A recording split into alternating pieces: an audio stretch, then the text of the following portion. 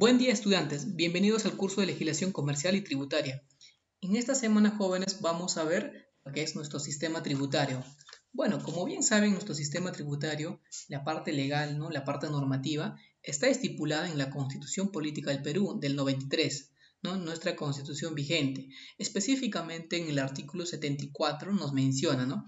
Que los principios de legalidad, los tributos se crean, modifican o derogan, ¿no? O se establece alguna exoneración exclusivamente por ley o decreto legislativo. Entonces, es decir, ¿no? En caso de algunas facultades o salvos aranceles, ¿no? Entonces, asimismo rige en los tres niveles de gobierno, ¿no? Gobierno central, regional y local, ¿no? En los cuales, asimismo, dentro de su jurisdicción, los gobiernos locales pueden modificar, crear o suprimir contribuciones y tasas, ¿correcto? Entonces, las siguientes leyes son la base del sistema tributario. Tenemos como base el Código Tributario, la Ley del Impuesto a la Renta, la Ley del Impuesto General a las Ventas y, ¿no? el impuesto selectivo al consumo. Entonces, ¿no? ¿Qué nos dice? Que nuestro sistema tributario, ¿no?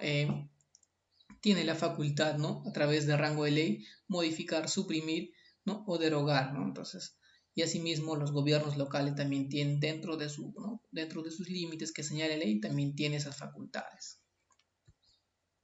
Ahora vamos a ver la tributación en el Perú. Jóvenes, ustedes se habrán preguntado cómo ha ido evolucionando, ¿no? Nuestro sistema, nuestra administración tributaria en el Perú. Bueno, entonces, actualmente ¿no? La administración tributaria conocido como SUNAT, entonces, anteriormente pues no se llamaba SUNAT, no, el primer antecedente fue la sección de contribuciones directas, correos y sellado y papel sellado del Ministerio de Hacienda, ¿no? Que creada el 14 de enero del 48 durante el gobierno de Mariscal Castilla, ¿no? Esta dependencia se creó con la finalidad de ordenar la caótica situación de las finanzas nacionales y reemplazar la rancia e injusticia tributación colonial. ¿Ya? Entonces, eso fue el primer antecedente, ¿no? Del año 48. Entonces, en ese entonces, un contador jefe era el encargado de supervisar esos procesos, además de cobrar las deudas atrasadas por medio de las tesorerías y atender la emisión oportuna del papel sellado. Luego la administración tributaria empezó a cobrar mayor importancia el año siguiente con la promulgación de la ley del impuesto a la renta, ¿no? Que le confería nuevas funciones a la Dirección de Contribuciones del Ministerio de Hacienda.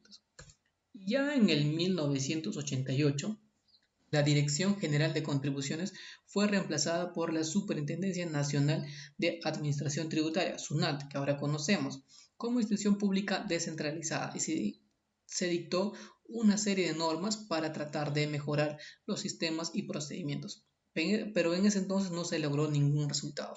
Jóvenes, respecto a esto, mira, les estoy dejando una pequeña lectura como una separata, entonces van ustedes a encontrarlo en la plataforma y van a poder, ¿no? Ahí leer toda la evolución, ¿no? Cómo ha ido. Entonces, ustedes créanme que actualmente nosotros, ¿no? La SUNAT nos da una perspectiva de que existe un cobro eficiente, es decir, si nosotros como contribuyentes dejamos de pagar, ¿no? Una semana, un mes, ya nos ha caído nuestro orden de pago, nuestra cobranza coactiva, entonces, ¿no? Está bastante eficiente en el tema de administración tributaria. Entonces, pero eso anteriormente, jóvenes, no era de esa forma, era bastante, ¿no?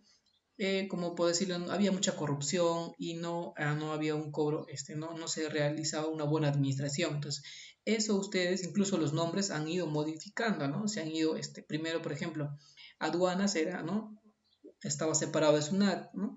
Y actualmente, por ejemplo, vemos que es Superintendencia Nacional de Aduanas y Administración Tributaria, entonces es una sola institución, ¿no? Entonces, pero eso se fue modificando y, ¿no? Todo ello, ¿no? Ustedes lo van a poder encontrar en la lectura ¿no? que les voy a dejar.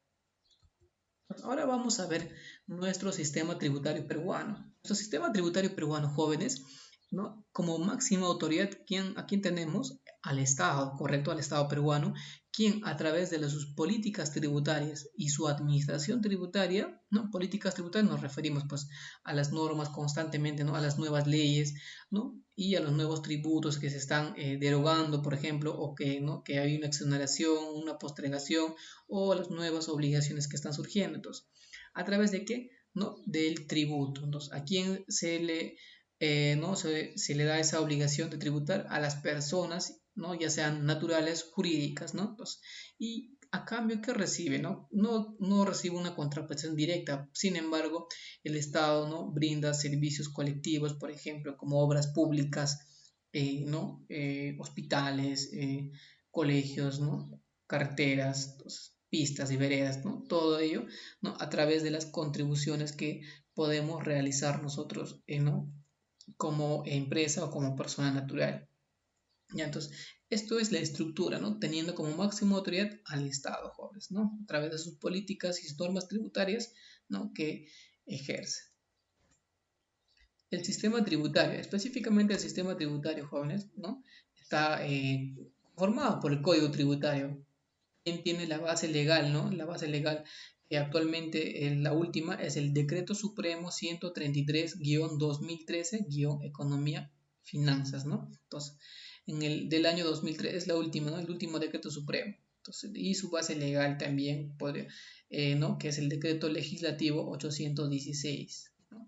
Y también por tributos y normas tenemos el IGB, Impuesto Selectivo al Consumo, y el Impuesto a la Renta. Entonces, ¿no? Su administración que se rige a través de SUNAT y también oficinas en los gobiernos locales. Por ejemplo, nosotros podemos ver que en las municipalidades, pues cada uno tiene su, ¿no? su oficina de rentas. Pues, son quienes encargados de cobrar del impuesto predial, impuesto del patrimonio vehicular, ¿no? El alcabala, por ejemplo. Y la política tributaria se da a través del Ministerio de Economía y Finanzas, ¿no? Que es el poder ejecutivo a través, ¿no? De su Ministerio de Economía y Finanzas, quien está dictando, ¿no? Nuevas leyes, y el Congreso, que es quien da, ¿no? También las normas tributarias, jóvenes. Ahora, el tributo.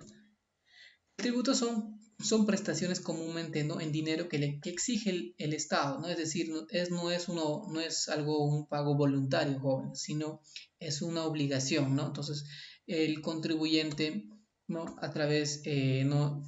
Está en la obligación de pagar, ¿no? Sus tributos, ya sea IGB, impuesto a la renta, contribuciones también, ¿no? Entonces, no es que es facultativo o no, entonces, no, sí es una obligación. Si nosotros no pagamos esos impuestos, ¿no? El Estado nos va a cobrar, ¿no? De manera coactiva, ¿no? Entonces, ahí va a haber una obligación. Entonces, todo ello con qué?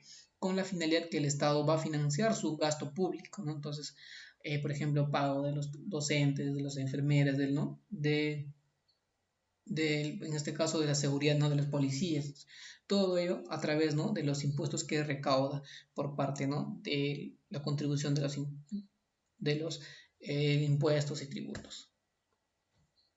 Y también tenemos, ¿no? El tributo como sujeto activo, como ya quien saben, ¿no? Saben que el sujeto activo es el Estado, ¿no? Quien ejerce, ¿no? A través en el ejercicio de sus poderes de soberanía, ¿no?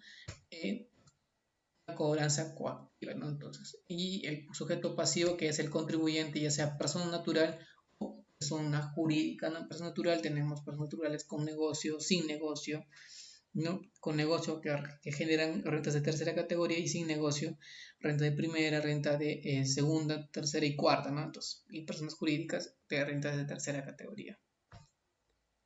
Ahora vamos a ver la clasificación de los tributos, jóvenes. La clasificación de los tributos tenemos, ¿no? El tributo se clasifica en tres. En primero tenemos a los impuestos, ¿no? Dentro de los impuestos que tenemos, impuesto a la renta, impuesto, ¿no? Impuesto general a las ventas, el impuesto selectivo al consumo, el impuesto predial, ¿no? Impuesto patrimonio vehicular. Entonces, todos ellos son, ¿no? Están las obligaciones de pagar, ¿no? Ya sean personas naturales o personas jurídicas. En este caso, la característica del impuesto es que no genera una contraprestación directa. Es decir, nosotros vamos a pagar los impuestos, pero el Estado no está en la obligación, no por ese dinero que hemos pagado, pues no nos va a dar un servicio o un bien, ¿no? Sino que va a estar dentro del gasto público, ¿no? Entonces, en cambio, las contribuciones, sí, jóvenes, existe algunos beneficios, ¿no? En caso, por ejemplo, de salud, ¿no? Tienes una atención médica, ¿no? Entonces, por ahí no existe no contraprestación directa, sino un beneficio por parte, ¿no? Del servicio estatal. En cambio, las tasas, jóvenes, las tasas sí ya es muy distinto, ¿no? Las tasas sí generan una contraprestación directa. Por ejemplo, tenemos a los arbitrios, derechos, licencias. Entonces, arbitrios, por ejemplo, cuando nosotros pagamos nuestro impuesto predial, ¿no? Ajá, el autovalú, ahí va a estar, ¿no? El parques y jardines, seguridad, ¿no? Entonces todos ellos van a estar, entonces, pero hay una contraprestación. Nosotros pagamos esas tasas o esos arbitrios, pero claro, tenemos una contraprestación directa, es decir, ¿no? Vamos a ver, por ejemplo, vamos a ver en el caso de las tasas, a ver, nos vamos a las municipalidades o nos vamos a registros públicos, y nosotros ya desde que ingresamos, ¿no? A esas instituciones ya está estipulado en una hoja o un marco, ¿no? ¿Cuáles son las tasas? Por ejemplo, tasa para inscripción de empresas, tasa por reservación nombre, tasa por, no, por ejemplo, por una copia literal, ¿no? Todo está 20 soles, 30, 40 soles, ya está establecido. Nosotros realizamos el pago y la institución está en la obligación, ¿no? De entregarnos, ¿no? Ya sea como por la vigencia poder, por ejemplo, nos va a entregar, ¿no? Va a haber una contraprestación directa. De igual forma, cuando vamos, ¿no? Cuando queremos pagar, ¿no? Alguna licencia, algún permiso en las municipalidades también, ¿no? Entonces, pagamos, por ejemplo, las licencias de construcción, ¿no? Entonces, y nos va a dar la licencia. ¿No? Ya sea, por ejemplo, hay una contraprestación directa, ya sea en bienes o en servicios, ¿no? Entonces, de igual forma, queremos un permiso para un local, para un evento, ¿no? Hacemos el pago y nos obtienen, ¿no? Nos dan el permiso. Entonces, eso es, ¿no? Son las características principales de los tributos, jóvenes. Ahora vamos a ver la obligación tributaria. Entonces, la obligación tributaria, ¿cuándo nace la obligación tributaria? Cuando el sujeto pasivo, es decir, nosotros eh, como contribuyentes entregamos el bien a cambio de dinero, es decir, ¿no? Ya sea primero te entregan el bien, te pasan un pago adelantado o no entregas el bien, pero con su respectivo comprobante de pago, entonces ahí ya surge la obligación tributaria nosotros de pagar ya sea el impuesto general a las ventas o pagar el impuesto a la renta. Entonces, ¿qué nos dice de manera textual? La obligación tributaria que es de derecho público es el vínculo entre entre el acreedor y el deudor tributario, ¿no? Entonces, acreedor es el Estado y el deudor tributario somos los contribuyentes, ¿no? Nosotros personas naturales o personas jurídicas, establecido por ley, que tiene por objeto el cumplimiento de la prestación tributaria, siendo exigible coactivamente. Claro, entonces, esa deuda una vez que se ha generado, entonces, como les vuelvo a repetir, el Estado, pues no es que no nos va a decir, ¿no? Ah, bueno, joder, ¿no? Si quieres paga, si no, no, si no, estamos o no en la obligación de pagar. La obligación tributaria es exigible cuando, primero, en dos ocasiones, ¿no? Cuando la deuda tributaria es determinada por el deudor tributario, ¿no?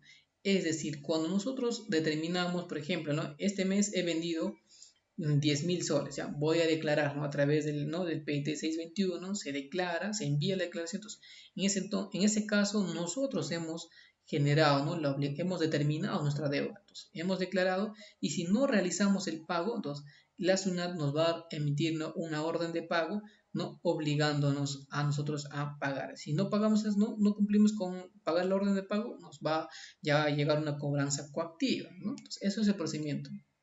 Ahora, el segundo es cuando, ¿no? El impuesto es determinado por la administración tributaria. Es decir, cuando la SUNAT va a determinar la deuda. Es decir, en caso de, ¿no? Un proceso, una fiscalización parcial, ¿no? La SUNAT, pues, por ejemplo, revisa, ¿no?